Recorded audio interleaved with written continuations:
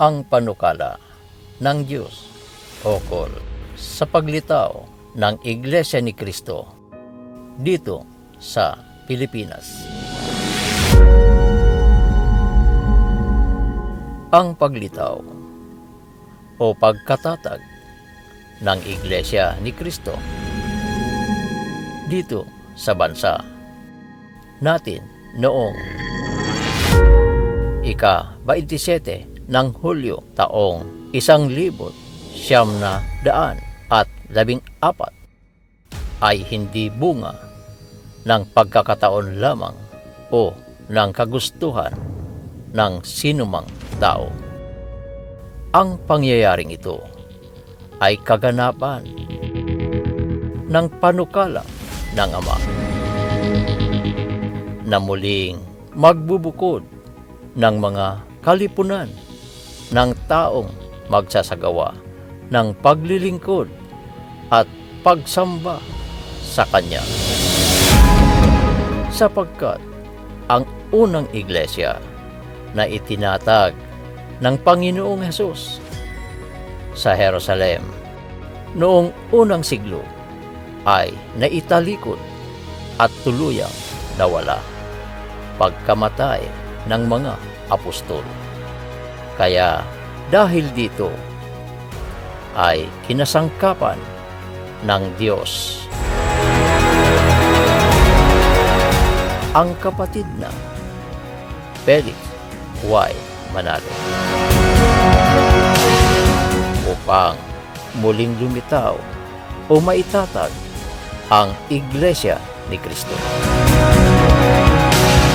at muling magkaroon ng kaugnayan ang tao sa Diyos. Ang kapatid na Felix Manalo ang kinatuparan ng ibong mandadagit na matutunghayan natin sa aklat ni Propeta Isaias. Isaias 46 sa talatang 11 na tumatawag ng ibong mangdadagit mula sa silanganan ng taong gumagawa ng aking payo mula sa malayong lupain. Oo, aking sinalita, akin namang papangyayariin, aking pinanukala, akin namang gagawin. Ang tinutukoy na ibong mandadagit ay tao sa kalagayan na gumagawa ng payo ng Diyos. Dito ay dapat nating mapansin na mahalaga ang payo. Kaya isang taong gumagawa ng payo ang kaniyang tinatawag, sapagkat bawat panukala ay matatatag sa pamamagitan ng payo. Kawikaan 20 sa talatang 18. Bawat panukala ay matatatag sa pamamagitan ng payo, at sa pamamagitan ng pantas na pamamatnubay ay makikipagdigma ka.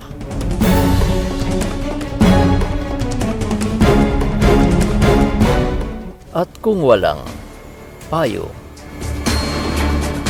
ay magugulo ang panukala.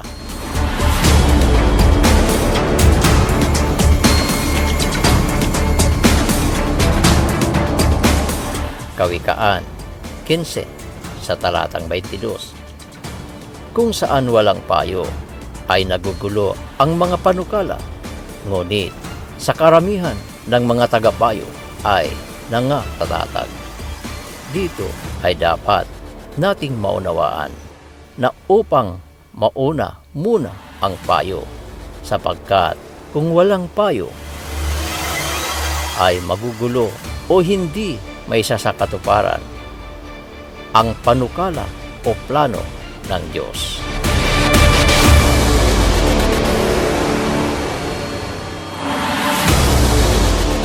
Kaya nga, nang maunawaan ng kapatid na Felix Y. Manalo ang ginawang pagtawag sa kanya ng Diyos, ay agad niyang ipinangaral ang kahalagahan ng Iglesia ni Kristo sa buhay ng tao. Sapagkat isa ito sa mga payo na dala-dala niya na ipinaunawa sa kanya. Kaya nga, itinuro niya na kung nais ng tao na magkaroon ng kaugnayan sa Diyos, ay kinakailangang siya ay mapabilang na sangkap ng iisang katawan o ng iglesia na siyang Iglesia ni Kristo.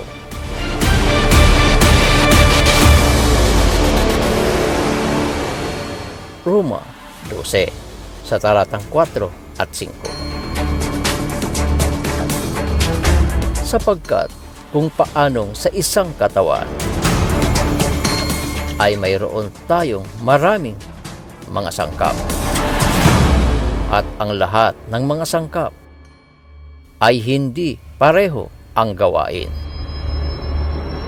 ay gayon din tayo na marami ay iisang katawan kay Kristo at mga sangkap na sama-sama sa isa't isa.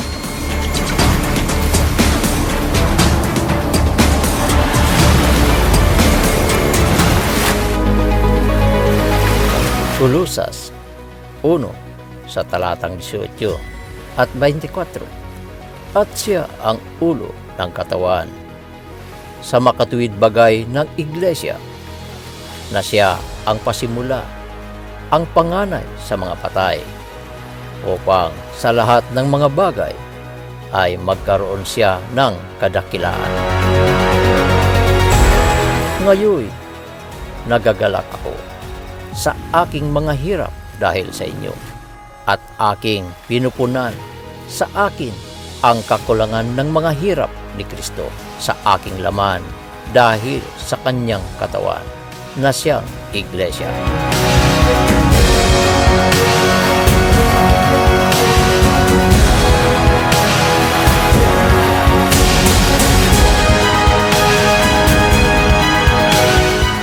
Roma 16 sa talatang 16.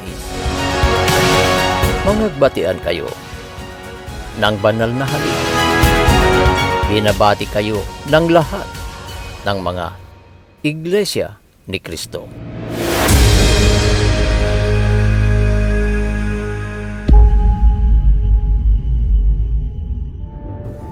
Kaya sa tanggapin man o hindi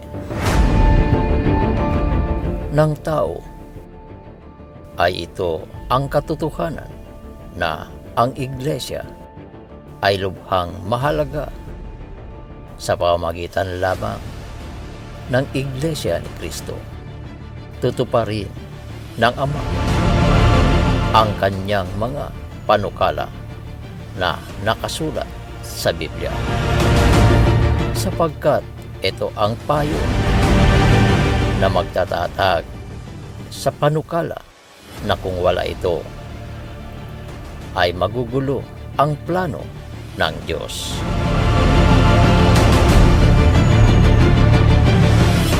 Ngunit ano ba ang isa sa mga panukala ng Diyos na kanyang gagawin na kinakailangan pa ang Iglesia ni Kristo upang ito ay may sa katuparan? Sa kasunod na talata ng kahalala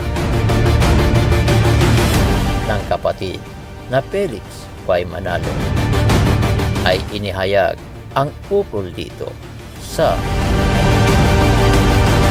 Isaiah 46 sa talatang 12 at 13. Inyong dinggin ako, ninyong may mapagmatigas na loob na malayo sa katuwiran. Aking inilalapit ang aking katuwiran, hindi maglalaon, at ang aking pagliligtas ay hindi magluluwal, at aking ilalagay ang kaligtasan sa Sion, na ukol sa Israel na aking kaluwalhatian.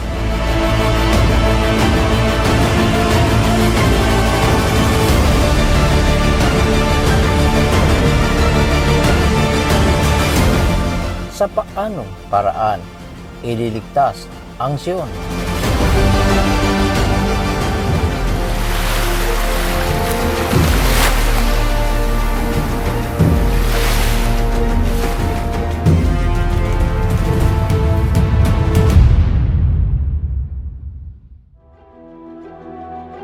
Sa makatuwid ay mahalaga ang Iglesia ni Kristo, sapagkat sa pamamagitan nito ilalapit ng Diyos ang kaniyang katuwiran, at hindi maglalaon ay darating ang kaniyang pagliligtas.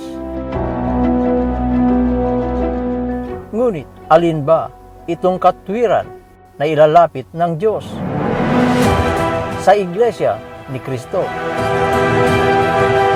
Sa aklat ng mga awit ay mababasa natin ang kasagutan sa awit 119 sa talatang 172, 142, 160. Ay ganito ang banggit. Awit 119 sa talatang 172. Awitin ng aking dila ang iyong salita, sapagkat lahat ng mga utos mo ay katwiran.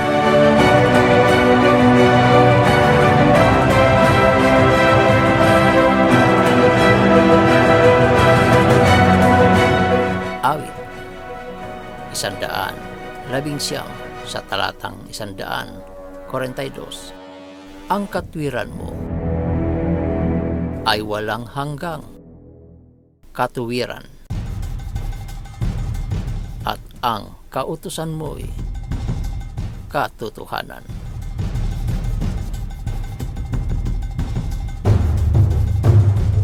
Awit 119 sa talatang 160.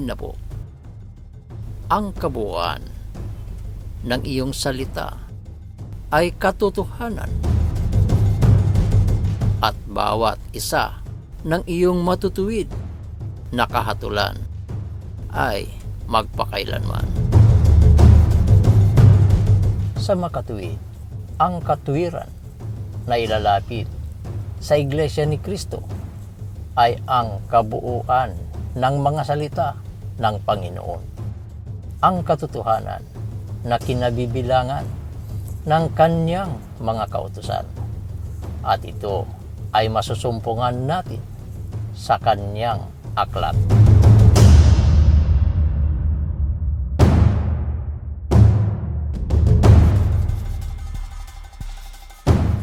Isaias 44 sa talatang 16. Inyong saliksikin sa aklat ng Panginoon at inyong basahin. Kahit isa sa mga ito ay hindi magkukulang. Walang mangangailangan ng kaniyang kasama, sapagkat iniutos ng aking bibig at pinisan sila ng kaniyang espiritu na siyang banal na kasulatan. Dito ay dapat na maunawaan natin na ang lahat ng mga nakasulat sa Biblia ay ang katuwiran na ilalapit sa Iglesia ni Kristo. Kaya hindi maaaring mayroon kahit isa na nakasulat na hindi alam ng Iglesia ni Cristo. Sapagkat hindi ito ang katuparan ng panukala ng Diyos.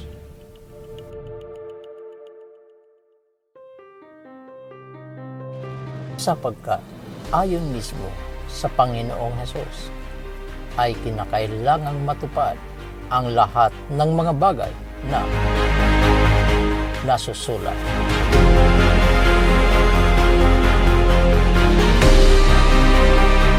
Lucas 24 sa talatang 44.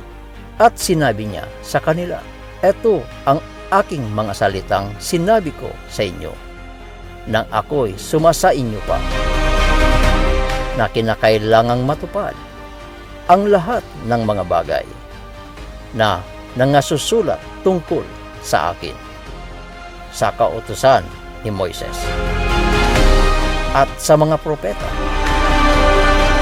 at sa mga awit."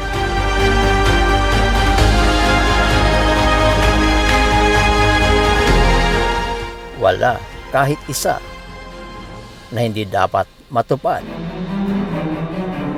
Ang pinakamalaking katanungan ngayon para sa ating mga kaanib sa Iglesia ni Cristo ay kung alam na ba natin ang lahat ng mga kautusan ng Diyos, ang kabuuan ng kanyang mga salita, ang katotohanan,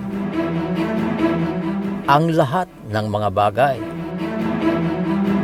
na dapat matupad. Ngayong wala na ang ibong mandadagit, sapagkat matagal na siyang pinagpahinga ng Ama dahil naganap na niya ang kaniyang katungkulan, ang itatag na muli ang Iglesia ni Cristo.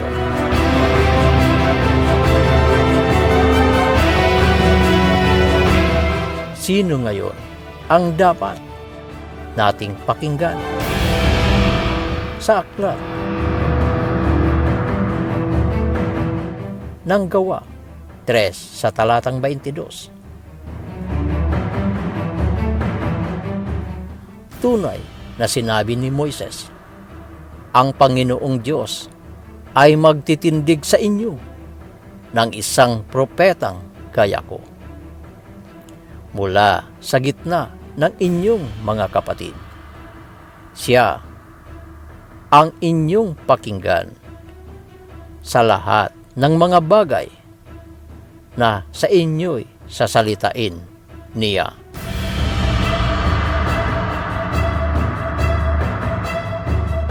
Kung gayon ay mayroong propetang kagaya ni Moises na ititindig o itatayo sa gitna nating magkakapatid o sa gitna ng Iglesia ni Cristo, na siya nating dapat napakinggan sa lahat ng mga bagay na sasalitain niya sa atin. Bakit siya ang dapat napakinggan? Ano ba ang mga sasalitain niya sa atin? Ganito ang mababasa natin sa aklat ng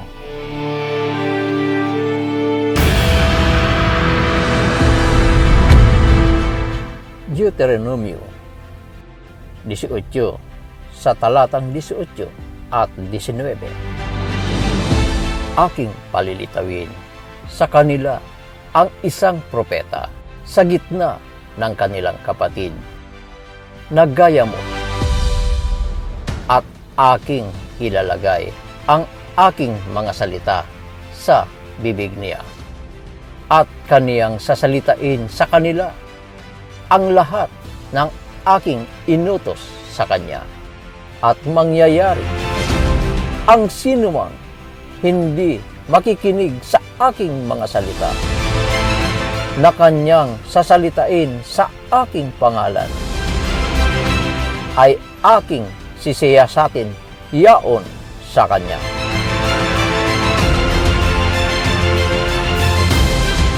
Ayon mismo sa Panginoong Diyos ay ilalagay niya ang Kaniyang mga salita sa bibig ng propetang ititindig niya sa gitna ng Iglesia ni Kristo upang siyang magsalita ng lahat ng Kanyang mga salita at kautusan sa atin.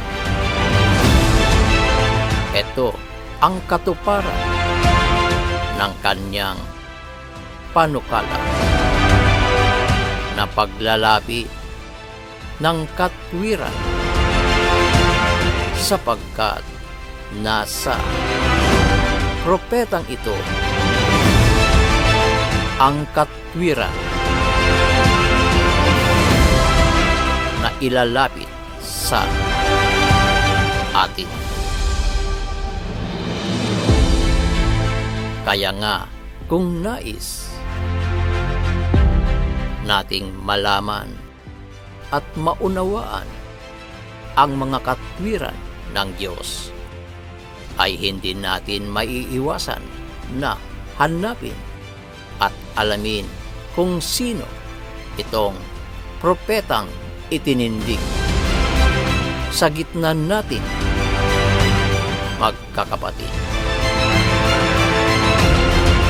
Ito ang tunay na dahilan kaya kinasangkapan ng Diyos ang kapatid na Felix Y. Manalo upang maitatag ang Iglesia ni Kristo, sapagkat sa gitna nito magmumula o ititindig ang propetang kagaya ni Moises. Kung wala ang Iglesia ni Kristo, ay hindi matutupad ang panukalang ito ng Diyos, sapagkat walang panggagalingan ito. Kaya nga ang banggit ay kung walang payo ay magugulo ang panukala.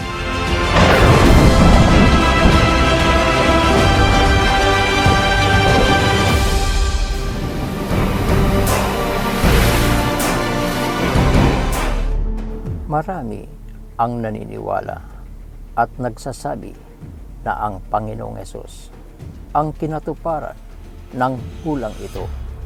Subalit, nakakatiyak tayong hindi maaaring siya ang tinutukoy dito. Sapagkat una ay wala pang Iglesia ni Kristo nang isugo siya. At siya pa nga ang nagtatag ng Iglesia ni Kristo. At ikalawa ay siya ang pinuksa ng mga Hudyong ayaw makinig sa Kanya. Gayong ang nakasulat sa Gawa 3 sa talatang 23. At mangyayari na ang bawat kaluluwa na hindi makinig sa propetang yaon ay pupuksaing lubos mula sa gitna ng bayan.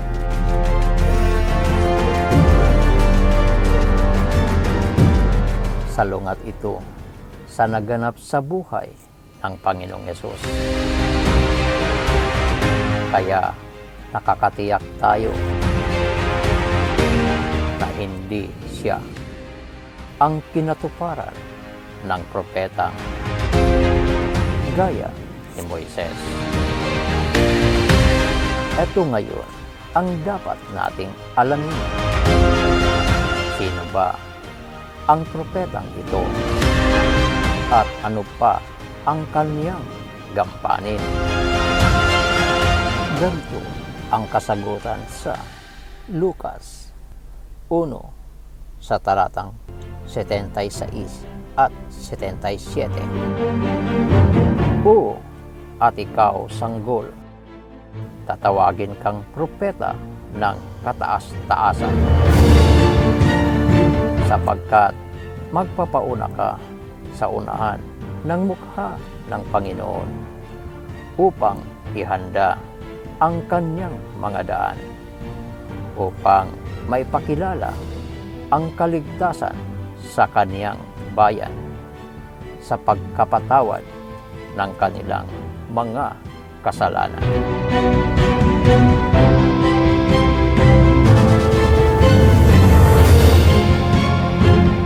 Sa makatuwid ay ito rin ang magpapakilala ng kaligtasan sa bayan o sa Iglesia ni Cristo sa pamamagitan ng paghahanda ng daan ng Panginoon. Awit 67 sa talatang 2. Upang ang iyong daan ay maalaman sa lupa, ang iyong pangligtas na kagalingan sa lahat ng mga bansa. Alin itong daan na ipinakilala niya ang pangligtas sa mga bansa?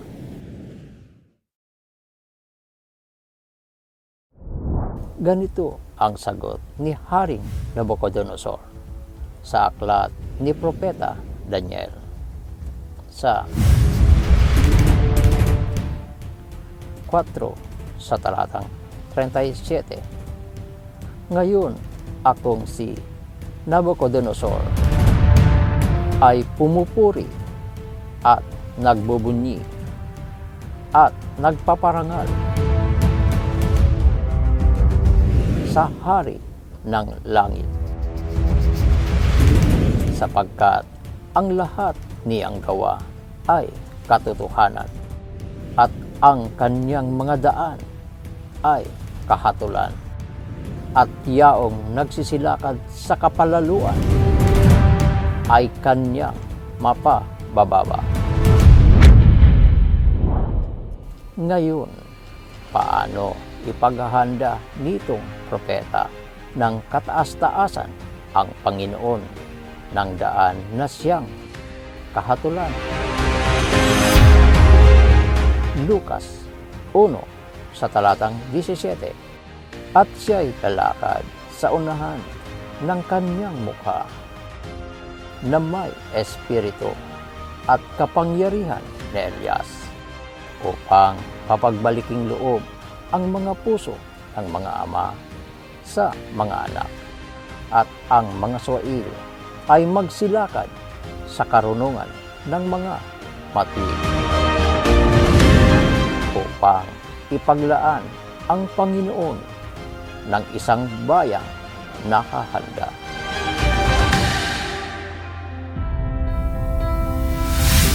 Marami ang nagkamali ng kanilang patutuhanan na si Juan Bautista ang tinutukoy na propeta ng kataas-taasan na magtataglay ng espiritu at kapangyarihan ni Elias,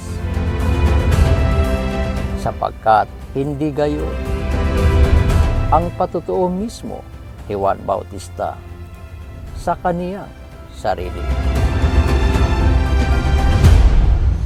Juan 1 sa talatang 19 at 20. At ito ang patutuo ni Juan nang suguin sa kanya ng mga Hudyo mula sa Jerusalem ang mga saserdote at mga Levita upang sa kanya'y itanong, sino ka baga? At kanyang ipinahayag at hindi ikinaila at kanyang ipinahayag, hindi ako ang Kristo.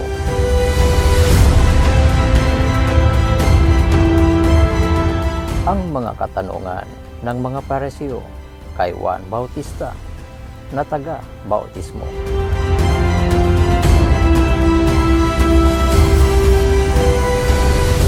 Juan 1 sa talatang 21. Sino ka kung gayon? Tanong nila. Ikaw ba si Elias? Hindi ako si Elias. Tugon niya. Ikaw ba ang propeta? Sumagot siya. Hindi rin.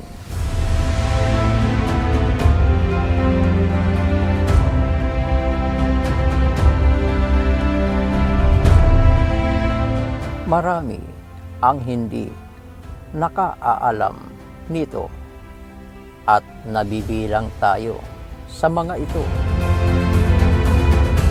Subalit ngayon ay unti-unti nating nauunawaan ang mga katotohanan at kalooban ng Diyos. Ngunit papaano ba ipakikilala ng propetang ito ang daan ng Panginoon, ang kahatulan na siyang kaligtasan ng bayan? Ganito ang pahayag ng Panginoon kay Propeta Isaiah sa 42 sa talatang 1. Narito ang aking lingkod na aking inaalalayan, ang aking hinirang na kinalulugdan ng aking kaluluwa. Isinasa kanya ko ang aking espiritu. Siya'y maglalapat ng kahatulan sa mga bansa.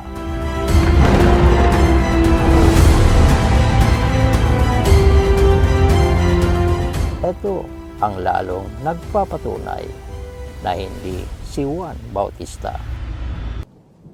ang tinutukoy na propetang maghahanda ng daan ng Panginoon at magpapakilala ng kahatulan, sapagkat kailanman ay hindi niya nagawa ang paglalapat ng kahatulan sa mga bansa na siyang pangunahing gampanin ng propetang ititindig sa gitna ng Iglesia ni Kristo. Ang lingkod na hinirang ang magtataglay ng Espiritu ng Panginoon. Kung gayon, ay sino ito? Papaano ba siya ipakikilala ng Panginoong Hesus?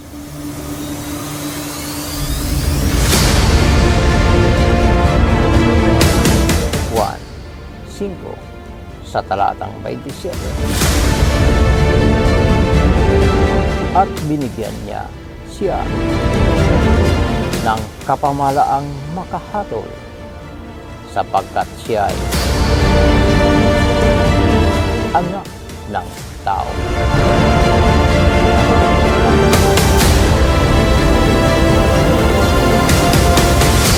Juan 5 sa talatang 22.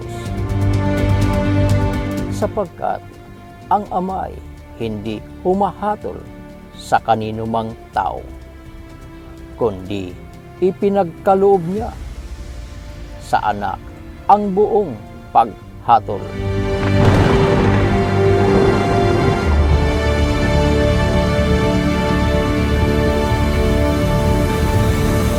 Hindi ba't ang kanyang sarili ang tinutukoy ng Panginoong Hesus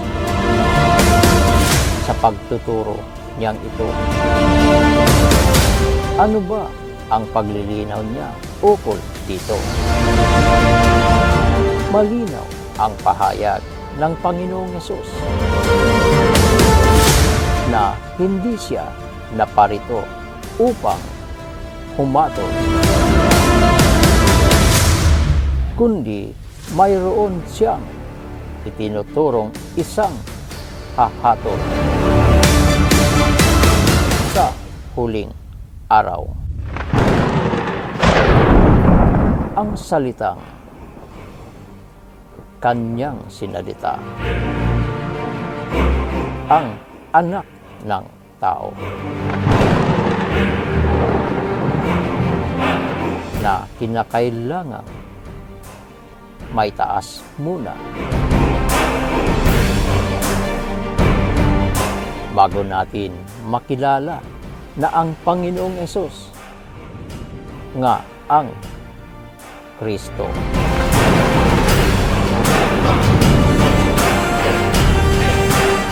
Juan 8 sa talatang 28.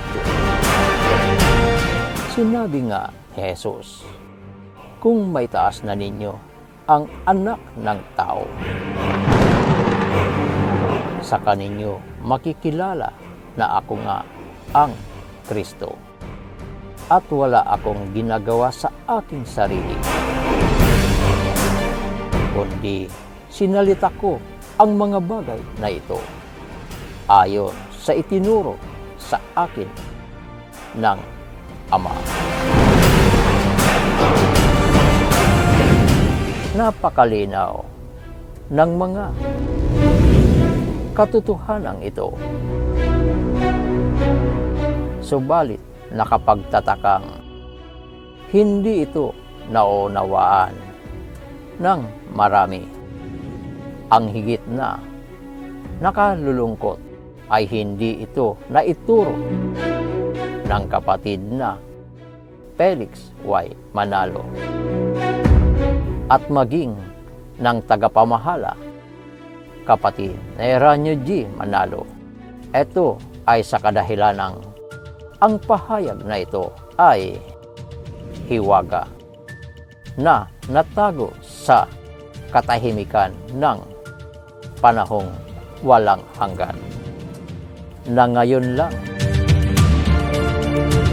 nahayag.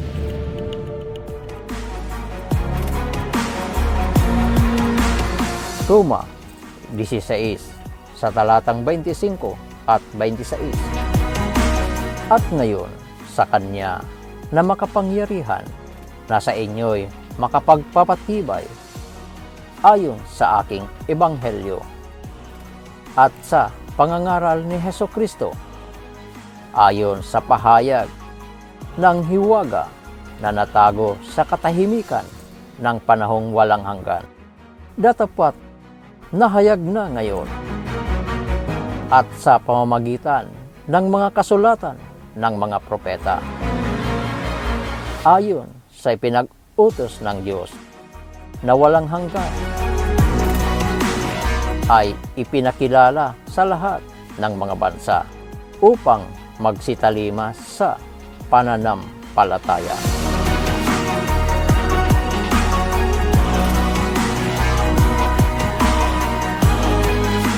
Sapagkat naisugo na ang leon sa angkan ng Juda na nagtagumpay, na nakapagbukas ng aklat at ng 7 tatak nito.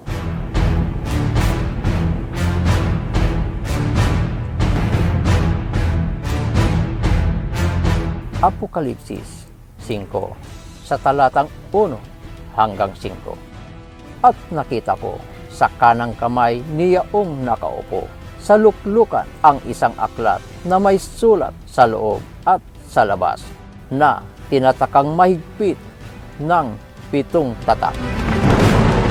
At nakakita ako ng isang malakas na anghel na nagtatanyag ng malakas na tinig. Sinong karapat-dapat magbukas ng aklat at magtanggal ng mga tatak nito? At sino man sa langit o sa ibabaw man ng lupa o sa ilalim man ng lupa ay hindi makapagbukas ng aklat o makatingin man. At ako'y umiyak na mainam, sapagkat hindi nakasumpong ng sinumang marapat magbukas ng aklat o makatingin man. At sinabi sa akin ng isa sa matatanda, "Huwag kang umiyak. Narito ang leon sa angkan ni Juda, ang ugat ni David, ay nagtagumpay upang magbukas ng aklat at ng 7 tatak nito."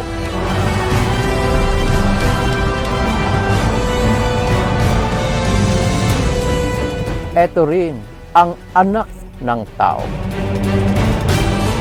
na hahatol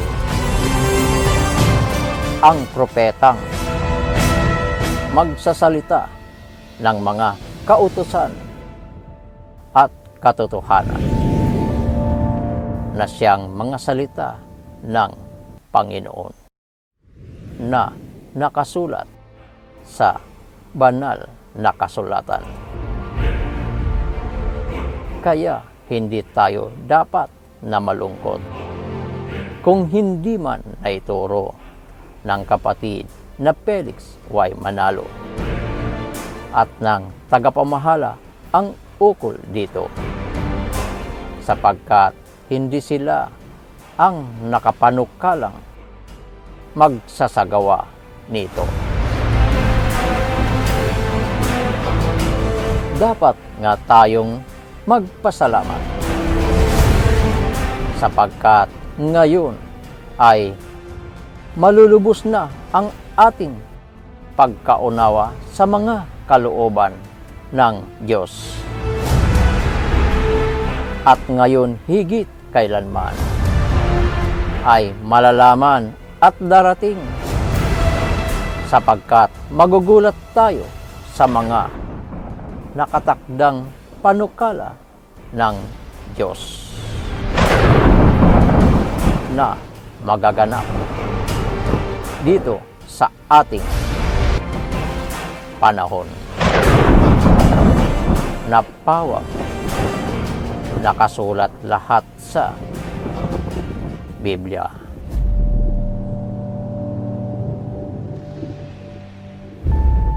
Ngayon, mga mahal naming kakapatid, mga magulang, mga kaibigan at mga kakilala, nauunawaan na ba natin kung bakit naganap ang mga nangyayari ngayon?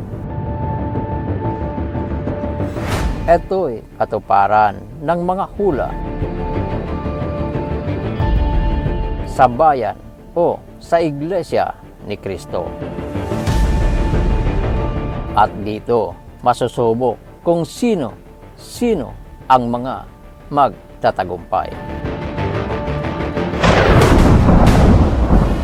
Ano ba ang pagkakaiba sa panahon ng kapatid na Felix Y. Manalo sa panahong ito ng kapatid na Elias Arcangel Jesucristo?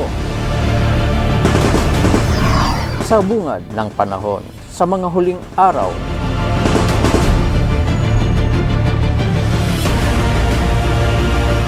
panahon ng kapatid na Felix Y. Manalo, ang mga tao na makikinig ay walang kinatatakutan na pagtitiwalag, dahil walang pagtitiwalag sa aalisang relihiyon o sekta. Kaya malaya ang mga tao na makikinig at aanib ng walang kinatatakutan.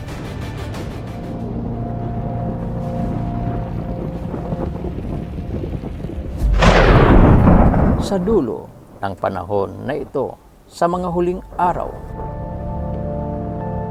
panahon ng kapatid na Elias, Arkanghel Hesukristo, ang mga tao o kaanib sa Iglesia ni Kristo ay pinagbabawalan na makikinig, kaya takot na takot sa dahilang may pagtitiwalag.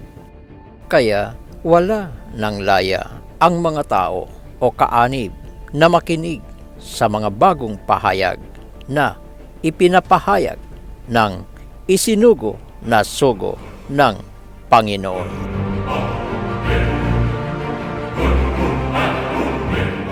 Juan 8 sa talatang 32, makikilala ninyo ang katotohanan at ang katotohanan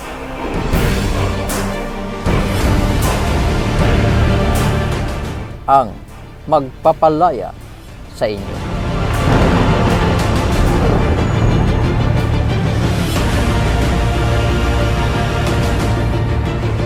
Tandaan natin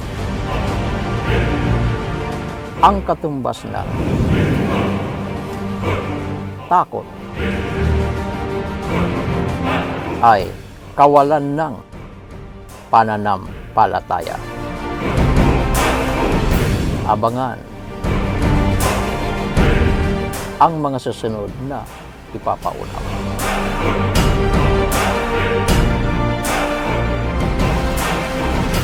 Maraming salamat.